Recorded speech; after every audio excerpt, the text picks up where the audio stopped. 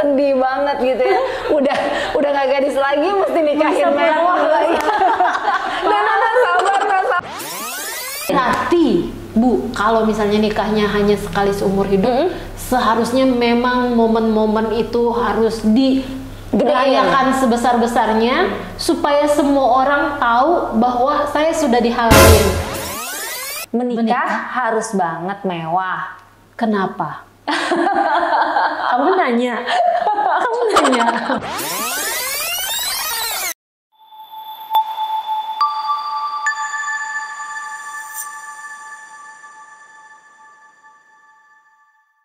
Ya, sahabat curhat bersama New Life. Halo, selamat malam. Jumpa lagi bersama saya Anu sebagai host dan Dita Agiana sebagai apa ya? Gak ngerti deh statusnya apa.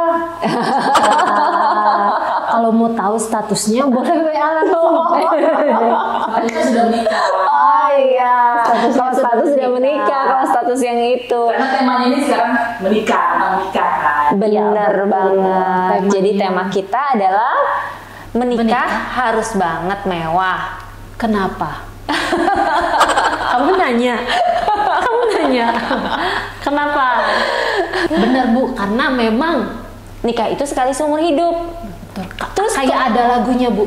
Sekali seumur hidup.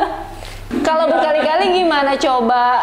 Kalau nikahnya berkali-kali, Nikahnya berkali-kali. itu mah namanya doyan ya. Itu nikah. Iya, karena kalau di keyakinan kita kan cuma sekali seumur hidup ya Bu. Berarti Bu, kalau misalnya nikahnya hanya sekali seumur hidup, seharusnya memang momen-momen itu harus dirayakan sebesar-besarnya supaya semua orang tahu bahwa saya sudah dihalalin oleh seseorang. Supaya seluruh dunia tahu ya kalau udah ada copnya nih halal gitu ya. Betul. Udah sold out. Gimana tuh Bu? Berarti wajar dong kalau misalnya impian setiap para gadis dan para wanita yang belum menikah, yang mau menikah, kalau memang pesta pernikahan itu harus mewah, harus viral kayak gitu, wajar nggak? Sebenarnya wajar apa enggaknya sih tergantung, balik lagi ya. Kalau tadi dibilang mimpinya gadis-gadis supaya mimpinya gadis-gadis adalah pengen menikah secara mewah. Yang jadi pertanyaannya adalah kenyataannya gadis-gadis itu punya modal nggak gitu ya? Jangan cuma mimpi doang gitu ya, mimpi pengen nikah mewah sementara calonnya nggak siap. Yang ada kan kasihan dianya, sial banget dong nih. Kalau nggak gadis lagi gimana? Nah, apalagi kalau udah nggak gadis lagi ya kan, sedih banget gitu ya. Udah nggak gadis lagi, mesti nikahin mewah lagi. Nah, sabar. Tenang, kalau untuk urusan itu kamu nggak usah tersinggung karena kita sama. Saya juga udah nggak gadis lagi kok. Ya kan? Memang sudah menikah ya, dan sudah punya 2 putra dan 1 putri. Iya. Jadi sebenarnya sih perkara wajar apa enggak gitu ya untuk nikah secara mewah itu sebenarnya sih tergantung dengan situasi dan kondisi keadaan kantong masing-masing.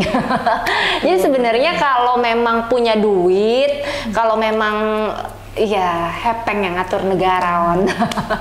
Kalau memang duitnya nggak ada serinya, silakan aja gitu ya. Kalau memang cukup gitu ya dananya, silakan aja. Kalau memang mau menikah secara besar-besaran gitu ya, atau menikah dengan mewah gitu. Tetapi kalau misalnya nih untuk makan aja susah, untuk nantinya sesudah menikah masih bingung mau tinggal di mana gitu ya, masih bingung ngontrak sini jadi kontraktor gitu ya, ngontrak sana ngontrak sini gitu. Nah kalau memang kita masih belum settle untuk urusan nantinya sesudah menikah akan seperti apa, sebaiknya jangan ambil resiko deh gitu ya. Tapi kalau memang sultan nih pada prinsipnya apa namanya punya segala-galanya gitu ya, mau gimana juga bebas lah, orang kaya mau bebas ya. Bebas ya. Tapi juga sebenarnya sih kalau saya jadi orang kaya ya, duitnya kan sebenarnya bisa dimanfaatin untuk untuk kemaslahatan orang banyak ya. Apa sih maksudnya untuk memikirkan hajat hidup orang banyak gitu loh, bisa jadi berkat untuk orang lain Udah macam sebenarnya. undang-undang aja Ibu. Daripada duitnya hanya untuk dihabiskan untuk pesta pora ya. Cuman ya sekali lagi pilihan masing-masing orang ya, masing-masing orang kan bisa mengambil keputusan gitu ya. Tetapi sangat disayangkan apabila nikahnya mewah-mewah tapi ternyata pinjol gitu ya, pinjam sana pinjam sini, ternyata suka ngutang sana sini, dan habis menikah malah mesti pusing nih ngurusin kira-kira gimana cara ngelunasinnya gitu kan, kesian. Karena setelah menikah sebenarnya ada tanggung jawab yang lebih besar kan, bakalan punya anak nantinya gitu ya, mesti mikir untuk masa depan, mesti mikir juga untuk nabung, karena masih banyak hal-hal lain ya, hal-hal yang tidak terduga mungkin ketika sudah berumah tangga. Nah itu kan harus dipikirkan gitu, Ana. Iya. BTW kan Bu, kalau misalnya kalau mau nikah kita sewa hotel kayak gitu kan, nah kan bisa dulu dibayar di awal kayak gitu Bu. Nanti setelah selesai nikah bisa dilunasi. Nah kalau misalnya pestanya besar, sebenarnya ngutang dulu nggak apa-apa dong Bu, kan nanti pas nikah pasti orang datang bawa amplop, balik modal jadinya. Balik modal. Siapa tahu ya untung-untung bisa lebih modalnya gitu. Nah bagaimana Bu kalau misalnya yaudah deh nggak apa-apa deh minjem dulu gitu kan, soalnya nanti ada untungnya, ada harapan ada gitu ya. harapan. Iya, sebenarnya menikah itu bukan bisnis ya, karena kalau kita punya prinsip seperti itu jadinya spekulasi banget gitu ya. Kalau balik modal, kalau enggak gigit jari dong gitu kan. Kalau misalnya nggak balik modal, nanti ujung-ujungnya mau gimana gitu kan. Dan ketika semuanya sudah terlanjur pinjam duit sana sini, ternyata habis itu malah kurang gitu ya. Terus selanjutnya mau gimana? Apa iya gitu kita mau memulai rumah tangga yang baru dengan satu beban nih, kan ada utang berarti gitu. Jadi terlalu spekulasi sih kalau menurut saya kalau sampai mengambil keputusan untuk berhutang hanya untuk pesta gitu ya. Jadi ya sebaiknya belajarlah untuk mencukupkan diri gitu. Emangnya ngapain sih kok nikah mesti gede-gedean banget? Dari Anda sendiri nih sebagai orang yang nantinya berencana untuk ingin menikah segera ya, coming soon. Kira-kira apa sih yang membuat Anda pengen banget gitu ya untuk menikah besar-besaran gitu? Selain alasannya karena menikah itu cuma sekali seumur hidup, alasan lain apa? Saya sih nggak pengen nikah besar-besaran sih Bu. Saya pengennya nikah Mewah, terus pakai gaun pengantin gitu kan, cantik-cantik gitu kan, sama paling ya sama orang-orang nyulep aja sih Bu. Soalnya aduh jadi sedih, saya kan nggak ada keluarga lagi kayak gitu ya. Paling ya itu aja sih, mewah. Tapi saya punya teman-teman juga ya saya juga ya kalau memang dikasih nikah yang mewah-mewah ya puji Tuhan kayak gitu, senang gitu kan. Tapi ya kalau saya mungkin karena udah usianya dewasa sama sekali ya Bu ya. dewasa sama sekali itu gimana ya hitung-hitungannya? Sama sekali.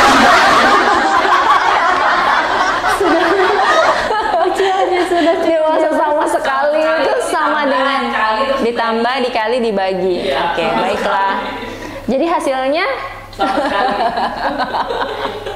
Soalnya begini katanya ya Bu, kalau misalnya nikahnya diam-diam kan, terus teman-teman tidak tahu, teman-teman tidak diundang, orang-orang nggak diundang, nanti bisa dijulitin orang Bu.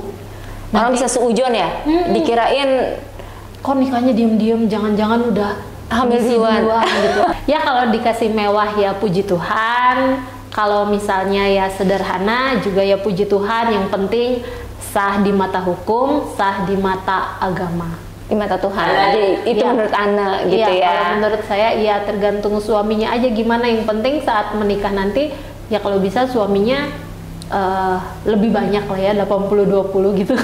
Suaminya lebih banyak. Suaminya tuh biasa kalau menikah itu kan satu orang wanita dengan satu orang pria ya. Kalau suaminya lebih banyak itu maksudnya apakah Anda berencana untuk keluar biayanya? Bu. Jadi harapannya suaminya punya lebih gitu ya. Nah sekarang yang jadi pertanyaannya, udah ada calonnya belum? Belum. Oh. BTW Ibu Dita gak ada memperkenalkan. Nah untuk sahabat curhat bersama dengan New Life yang mungkin pengen curhat-curhat, pengen cerita-cerita, ingin menyampaikan unek-unek, pengen curhat tentang kehidupannya ya, mungkin sedang mengalami sakit penyakit, pengen didoain, atau sedang dalam pergumulan, atau sedang berbeban berat dan rindu ingin mendapatkan jawaban dari persoalan-persoalannya. Nah sahabat curhat bisa menghubungi nomornya curhat bersama New Life di nomor 0819 081 7-nya 4 kali 1. Terus apa hubungannya tadi nanya, Ana udah ada calonnya apa belum? Nah, kalau pengen juga mendaftar menjadi calonnya Ana, boleh juga menghubungi di nomor yang sama. Nomornya apa, Ana? 0819 081 7-nya 4 kali 1. Jangan lupa ya, sahabat curhat, karena mau curhat itu gratis. Dan kalau pengen menghubungi Ana dan kenal sama Ana lebih lanjut, menghubunginya gratis, tapi harus ngelewatin screening yang ketat ya guys. Proses seleksinya itu benar-benar ini tough ya, nggak mudah ya. Jadi Dan kalau harus subscribe YouTube channel, jadi bisa lihat benar di banget. YouTube. Iya, jadi bisa pantengin Ana di YouTube channelnya New Life Batam. Tadi kalau Anda bilang pengennya itu kalau bisa yang cowok 80% biayanya, yang cewek 20%. Menurut sahabat curhat, fair nggak sih kalau cowok harus dibebanin biaya yang lebih gede daripada cewek? Bukankah di zaman emansipasi wanita seperti saat ini nih, harusnya cewek dong yang bayarnya lebih gede? Loh. Saya berada di pihak mana sebenarnya? Justru di zaman modern seperti ini, pria harusnya 100%, bukan ditanggungkan kepada wanita. Menurut itu yang mau menikah sebenarnya prianya saja atau pria bersama wanita? Jadinya nggak fair dong buat prianya, kan ini menikah bersama, membangun rumah tangga bersama. Nah, buat para pria-pria jawab di bawah biar kita tahu. Yang pria-pria yang setuju boleh kasih komentarnya, yang nggak setuju juga boleh kasih komentarnya, yang pengen kenalan sama Anda juga boleh kasih komentarnya. Nomor 0819 081 7-nya 4 kali 1. Atau bisa juga komen-komen di YouTube channelnya Curhat Bersama dengan New Life.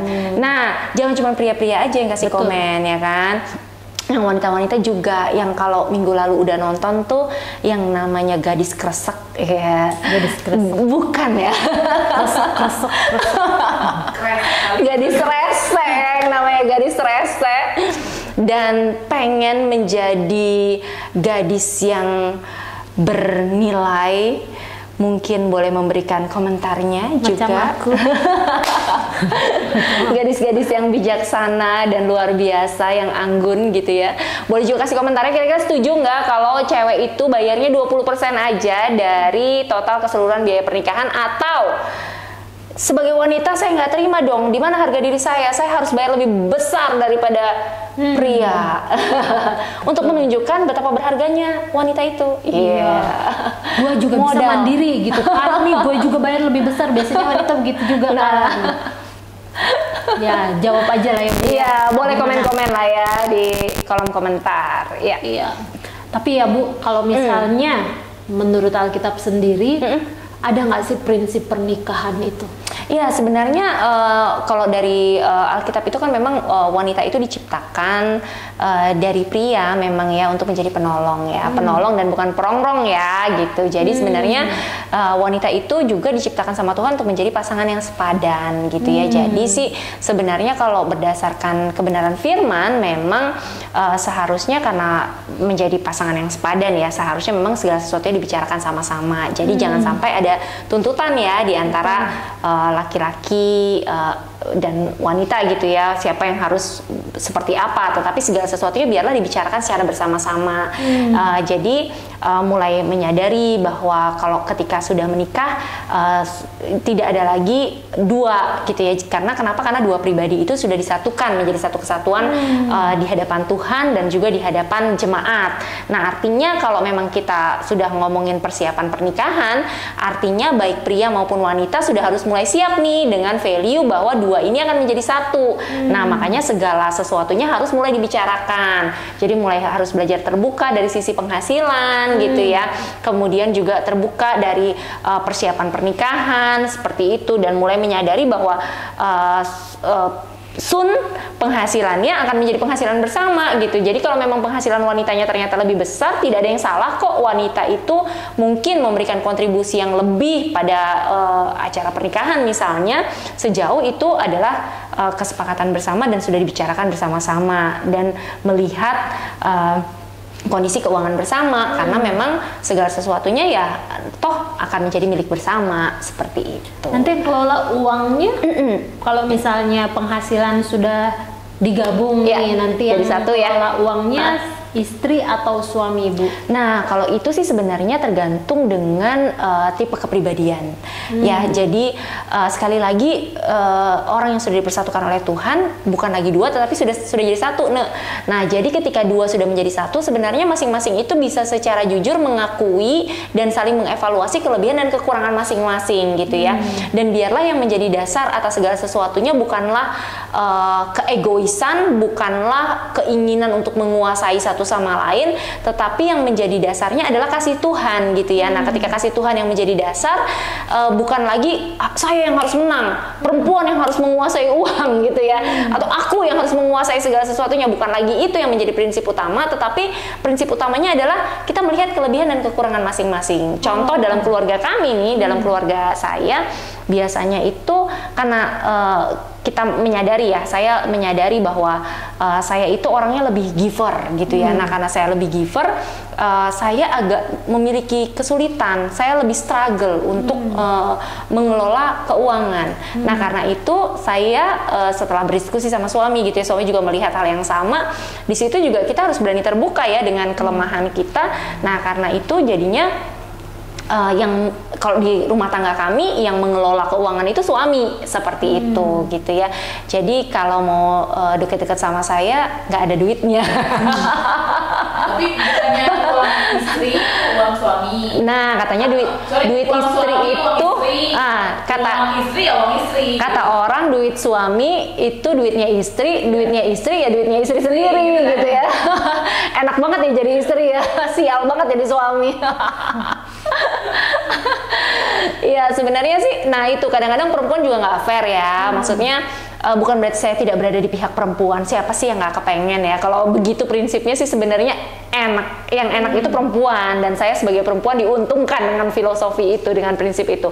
Namun kalau kita mau jujur dan kita mau lihat secara netral lah ya, fair nggak sih kalau seperti itu? Kan nggak fair juga gitu ya, kasihan banget gitu ya, sial banget tuh jadi cowok gitu ya.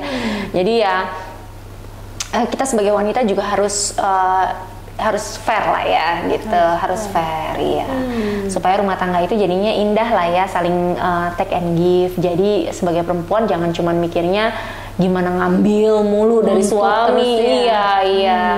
Iya. Jadi harus saling melengkapi, saling memberi ya, Bu. Benar, iya. Kita tahulah kelebihan dan kekurangan masing-masing, dan ya masing-masing berfungsi sesuai dengan tipe kepribadian masing-masing dan sesuai dengan kebenaran firman Tuhan, apa yang firman Tuhan katakan. Seperti itu, Ana. Jadi tujuan menikah itu sebenarnya untuk apa sih, Bu? Kan kalau misalnya kita lihat memang ya udah deh, memang nggak ada tujuan, karena memang ya setiap misalnya wanita memang harus menikah, laki-laki dewasa memang harus menikah gitu. Walaupun nggak ada tujuan, yang penting udah ketemu cinta ya menikah aja gitu.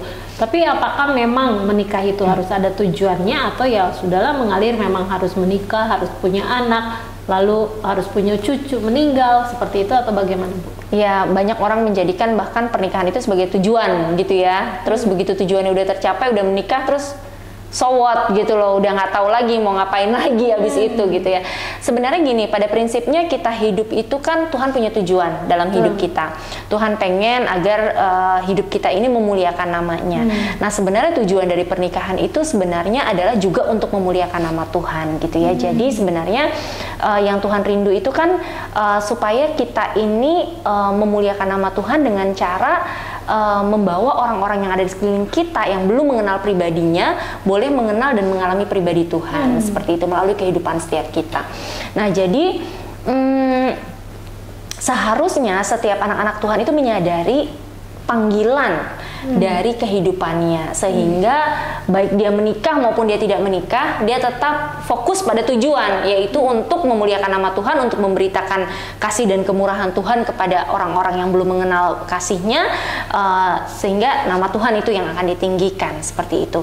Nah jadi ketika kita sadar bahwa kita menikah itu sendiri bukan akhir dari segala-galanya, tetapi menikah itu adalah supaya kita bisa bersama-sama dengan pasangan kita untuk lebih lagi memuliakan nama Tuhan dengan sisa usia yang Tuhan masih percayakan ke dalam kehidupan kita, sehingga pernikahan itu akan menjadi fruitful ya. Jadi pernikahan itu nggak fokus kepada diri sendiri, nggak cuman karena gini, di mana ada iri hati dan mementingkan diri sendiri, firman Tuhan berkata disitulah ada yang namanya kekacauan.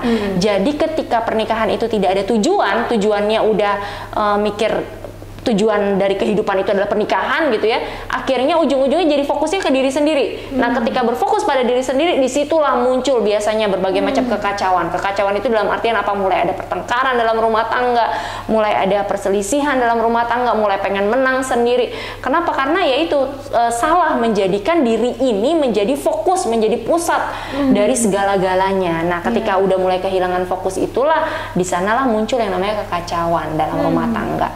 Nah, kalau kita tahu apa yang menjadi tujuan hidup sebenarnya, bahwa kita menikah itu untuk memuliakan nama Tuhan, bahwa sebenarnya Tuhan rindu ketika kita menikah, kita tetap memberitakan kebaikannya, tetap memberitakan kasihnya, sehingga orang-orang yang belum mengenal pribadinya boleh mengalami keselamatan, boleh mengalami pemulihan hidup, boleh hidupnya diubahkan, sehingga pernikahan kita itu bisa menjadi berkat bagi orang lain. Nah, ketika itu terjadi, maka pernikahan kita itu akan menjadi fruitful gitu ya, menjadi pernikahan yang yang indah gitu ya, karena memang ada tujuan Tuhan itu tadi di dalam pernikahan itu sendiri. Gitu. Luar biasa sekali. Nah, berhubungan dengan pernikahannya Bu, sebelum menikah pasti harus memiliki pasangan. Ketawa-ketawa sih, kayaknya lagi jatuh cinta ya? Enggak. Kan harus memilih pasangan dulu kan, seleksi. Nah, betul. Seleksi. Anda lagi pilih-pilih nih sekarang. Iya, dipilih. Telur raja saya beli di pasar saya pilih, apalagi pasangan. Cuak. Nah Bu, kalau misalnya mencari pasangan hidup untuk yang single, Ibu ada tipsnya nggak gitu? Tips untuk orang-orang mencari pasangan hidup gitu ya. Yang jelas sih pertama-tama kalau mencari pasangan hidup itu ya di tempat yang tepat ya. Jadi ya kalau bisa di gereja lah ya gitu ya, atau di komunitas di mana kebenaran firman itu disampaikan atau dibagikan, nilai-nilai kebenaran firman gitu ya. Kalau udah 35 tahun ada tips tertentu nggak? Udah 35 tahun. Kalau udah mau mendengar tapi 40 lagi nih. Buat yang 35 tahun ke atas ya, yang udah desperate gitu ya katanya ya. Desperate apa desperate ya. Jadi sebenarnya saya punya temen yang usianya sudah mendekati 40 dan waktu itu sudah diambang desperate lah ya untuk mendapatkan pasangan hidup. Nah, tapi ternyata Tuhan itu masih sanggup kok menemukan pasangan hidup yang terbaik. Dan ternyata pasangan hidupnya itu satu daerah gitu. Maksudnya tinggalnya di satu lokasi yang sebenarnya sama-sama, misalnya di Batam ini daerah Piayu gitu ya. Jadi ternyata satu daerah Piayu gitu yang nggak jauh-jauh amat gitu. Tapi kok selama ini nggak ketemu gitu. Jadi artinya apa? Artinya tuh Tuhan itu bisa mempertemukan kita dengan orang-orang yang tepat di waktu yang tepat. tepat. Kadang cara kita bukan cara Tuhan gitu ya, dan waktu kita bukan waktunya Tuhan. Jadi sekalipun usia mungkin sudah lanjut dan mendekati jompo, nggak gitu-gitu juga kali ya, jangan jompo juga lah ya. Jadi ya, walaupun usia sudah lanjut, jangan kecil hati dan jangan terus merasa bahwa Tuhan itu ingkar janji atau Tuhan itu sepertinya seolah-olah lupa untuk menggenapi janji-janjinya gitu ya. Tetaplah berpengharapan, tetaplah punya iman gitu ya, dan Tuhan itu bisa mempertemukan kita dengan pribadi yang terbaik kok gitu. Dan ya saya ketemu dengan beberapa orang yang menikah di usia yang mungkin sudah nggak muda lagi gitu ya kalau menurut kata dunia, tapi kalau sebenarnya Sarah itu aja masih muda walaupun usianya sudah mendekati 100 tahun. Masih ditaksir sama orang gitu ya. Jadi artinya di bawah 100 tahun itu sebenarnya masih kategori muda lah ya. Amin. Jangan buru-buru menilai diri udah tua gitu ya. Jadi tetaplah berpengharapan gitu. Dan saya juga melihat ada orang-orang yang menikah itu tadi ya, sudah mungkin menurut kata dunia udah usianya nggak muda lagi gitu, sudah di atas 35, udah di atas 40 gitu. Tapi ternyata mereka bisa menemukan pasangan hidup yang terbaik dan bisa merasakan kebahagiaan, bahkan ada juga yang sudah mendapatkan keturunan gitu ya, walaupun mungkin menikahnya lambat dalam definisi manusia pada umumnya gitu. Jadi jangan biarkan perkataan orang itu kemudian membuat kita kecil hati, membuat kita salah menilai diri, membuat kita hilang pengharapan, membuat kita menyalahkan Tuhan gitu ya.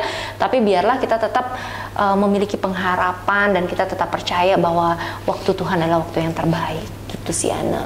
Jadi jangan rasing lah, jangan hanya gara-gara ngerasa oh udah usia segini nih, udah kejar target nih, ya udahlah siapa aja gitu, yang penting hajar gitu. Jangan gitu juga lah ya gitu. Tetap aja tadi Ana bilang beli telur aja pilih-pilih gitu ya. Masa sih masa sih pilih pasangan hidup nggak milih-milih gitu ya. Jangan sembarangan juga gitu, jangan terus jadi obral-obral juga gitu ya. Iya. Itu tipsnya luar biasa sekali ya Bu. Tadi kan tujuan untuk menikah untuk kemuliaan Tuhan. Iya benar. Jadi apakah memang kalau misalnya yang masih single nih, misal ada yang pelayanan di gereja, misalnya, apakah dia harus menikah dengan pelayan gereja lagi atau hamba Tuhan gitu? Atau misalnya sama seperti saya, pelayan gereja bisa nih pacaran atau menikah dengan pengusaha misalnya gitu Bu. Nah, apakah memang harus sejalan dengan suami atau bisa berbeda? Ya, sebenarnya sih yang paling penting adalah bukan masalah profesinya ya, tetapi yang paling penting bagaimana value-nya, bagaimana pengenalan dia akan Tuhan, bagaimana sikap dia terhadap Tuhan, itu yang paling penting sih. Yang paling penting pastikan kita mendapatkan pasangan hidup yang punya nilai-nilai yang sama, yang punya iman yang sama. Pengusaha juga banyak kok yang hatinya sebenarnya hati yang lapar dan haus, hati yang rindu untuk melayani Tuhan. Hanya saja mungkin dia pelayanannya di marketplace, pelayanannya bukan di gereja misalnya. Nah, kita juga nggak bisa ngejudge kalau orang yang misalnya di marketplace artinya kurang rohani dibandingkan dengan orang-orang yang mungkin pelayanan full time di gereja gitu ya. Kita nggak bisa berkata seperti itu juga gitu ya. Karena ya pelayanan itu kan berbicara tentang hubungan dia dengan Tuhan, pengenalan dia dengan Tuhan, dan panggilan Tuhan gitu ya. Karena memang tidak semua orang terpanggil untuk 100% mendedikasikan waktunya di full time di gereja misalnya. Ada orang-orang yang memang terpanggil untuk menjadi pengusaha, tetapi pengusaha yang takut akan Tuhan, pengusaha yang cinta Tuhan, pengusaha yang all out melayani Tuhan di marketplace misalnya. Ada saja yang seperti itu. Jadi bukan berbicara tentang profesi, tetapi lebih berbicara tentang bagaimana value hidupnya, bagaimana kesehari-harian di dalam kehidupannya gitu. Ya. Jadi kalau misalnya bicara soal pernikahan emang harus mewah, terus bicara soal pasangan hidup. Kadang namanya kalau misalnya udah punya pasangan kan rada-rada buta gitu ya Bu. Jadi mungkin ya udahlah kita pesta nikah aja mewah-mewah. Oh nanti namanya udah cinta. Oh iya gitu. Misalnya pilih pasangan yang ini, ya udah deh iya. Jadi kalau misalnya dari segi anak mudanya sendiri ini perlu nggak sih Bu, misalnya ada pihak ketiga atau misalnya ada mentor untuk ngasih penerangan nih, bener nggak sih kita mau nikah harus mewah-mewah banget, siapa tahu ada yang bisa mencerahkan gitu. Iya, penting banget memang kehadiran yang namanya Bapak Rohani ya, Naya, dalam kehidupan kita gitu ya, karena cenderungnya kalau kita, ya itu tadi seperti yang Anda sampaikan ya, kalau kita cuman menjalani kehidupan ini tanpa ada yang membimbing gitu ya, cenderungnya kita sangat mudah tergoda dengan nilai-nilai yang salah ya, yang banyak beredar di luar sana gitu ya.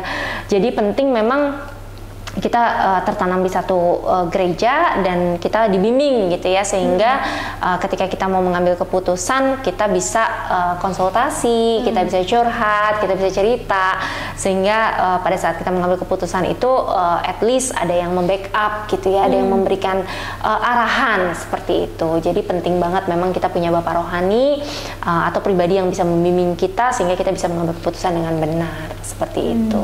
Ya, dan kalau mau menikah memang kan seharusnya ada persiapan terlebih dahulu ya, ada yang namanya konseling pranikah. Nah, konseling pranikah itu juga penting banget tuh untuk memberikan bekal gitu ya, sehingga kita bisa siap, sungguh-sungguh siap ketika kita menjalani bahtera rumah tangga, dipersiapkan seperti itu. Jadi nggak langsung nikah tapi ada konseling tahapan. Bener ya, iya. Luar biasa sekali. Nah, buat sahabat curhat nih ya Budita ya, yang mungkin masih memiliki pertanyaan-pertanyaan lain, atau mungkin ada yang mau menikah, mau ngadain pesta gitu ya, atau mungkin lagi bingung cari pasangan hidup yang gimana, atau lagi udah deket sama pasangan hidup tapi masih banyak dilema, mau curhat nih, ketemu sama narasumber kita gitu, sama tim curhat ya Bu ya, boleh sekali hubungi aja di nomor yang sama di 0819 081 7-nya 4x1, atau bisa langsung komen di kolom komentar di channel YouTube New Life Batam ya. Nanti setiap komen-komenan, setiap pertanyaan-pertanyaannya akan dijawab oleh tim dari curhat bersama New Life ya. Dan sayang sekali Budita, nggak terasa nih waktu begitu cepat berlalu ya gitu. Sebenarnya masih pengen nanya sih banyak hal tentang pesta pernikahan yang mewah-mewah gitu. Tapi masih pengen curhat ya Ana ya, karena sebenarnya kalau si Ana ini saya lihat sih gini, Ana itu sebenarnya kan tempat udah ada ya kan, baju bisa sewa, udah kebayang lah mau sewanya modelnya kayak gimana gitu kan, yang buat make up juga udah ketemu gitu ya, undangan juga sebenarnya udah siap disebar gitu ya, bisa lah ya, bikin sendiri, desain sendiri bisa ya. Nah sekarang yang jadi pergumulan adalah siapa pasangannya gitu ya. Nanti di resepsi semua udah siap ya, saya bisa nyanyi sendiri Bu. Di resepsi saya juga bisa masak sendiri Bu, serba bisa pokoknya. Pasangannya nggak ada, tinggal satu aja kurangnya loh. Tapi mungkin karena milih ini kali, nikah mewah, jadi pada takut ini ngedeketin Ana. Tapi tadi udah dijelasin sebenarnya sama Ana, bukan karena dia pengen menikah mewah. Kalau bagi Ana, baik menikah mewah maupun menikah yang sederhana, itu Ana siap. Yang penting 80% ditanggung sama penumpang. Penumpang. Nanti siapa yang numpang? Tinggal dia siap-siap untuk menanggung 80% dari biaya pernikahan, yang siap untuk menanggung sekitar 80% dari biaya pernikahannya, itu boleh hubungi. Karena nanti pas menikah butuh MC, udah ada MC-nya. Butuh penyanyinya, nyanyi sendiri. Masa udah ada, masa yang memberkati juga sudah ada. Jadi enggak apa lagi. Tinggal calon. Semuanya udah lengkap pokoknya. Semua. Nah, kalau untuk sahabat curhat nih yang punya pergumulan yang sama seperti yang Ana rasakan, boleh banget. Sedih guys. Boleh banget. Kita cantumkan nanti media sosialnya, Instagramnya atau Facebooknya ada di bawah ya.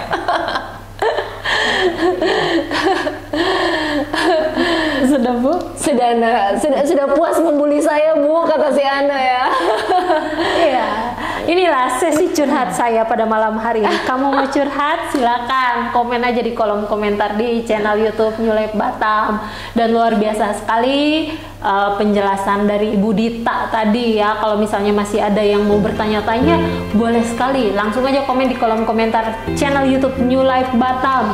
Dan setiap hari Kamisnya nih sahabat curhat, kami tim curhat bersama New Life akan selalu hadir menemani Anda dimanapun Anda berada, dengan tema-tema yang sangat menarik. Syaratnya punya channel YouTube ya, nonton, karena selalu disiarkan di channel YouTube New Life Batam setiap Kamis jam 7 malam. Jangan lupa tekan tombol like dan subscribe, ya kan? Dan di-share juga ke teman-teman, khalayak ramai, supaya semakin banyak orang yang kenal sama Ane. Sama kami, tim curhat bersama New Life. Iya. Oke, jangan lupa saksikan terus siaran curhat bersama New Life setiap Kamis jam 7 malam hanya di channel YouTube New Life Batam. New Life. Bye.